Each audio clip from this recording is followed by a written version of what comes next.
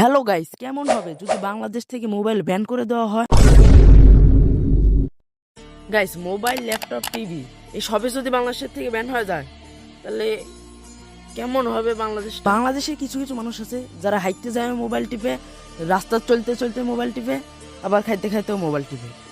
সেই জায়গায় বাংলাদেশের যদি মোবাইলে ব্যান করে দেওয়া হয়, তাহলে কিরম দেখা যাবে বিষয়টা? চলুন ঘটনাটি শুনে নিই যে বাংলাদেশে মোবাইল ব্যান হলে কি কি হবে। গাইস, প্রথমেই পোকা থেমে যাবে বাংলাদেশের সেই সমস্ত ব্যক্তিদের যারা অনলাইনের থেকে মাসে লক্ষ লক্ষ টাকা ইনকাম করে।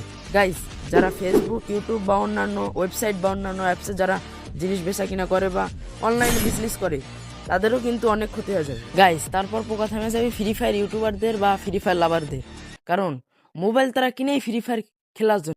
Guys, mobile, laptop, computer, TV এই যদি সবই উঠে যায়, তাহলে বাংলাদেশের মানুষের অনেক সমস্যা ভোগ করতে হবে। আর গাইস, কেমন হবে যদি সত্যি সত্যি বাংলাদেশ থেকে মোবাইল, ল্যাপটপ, টিভি সবকিছু যদি উঠে যায়?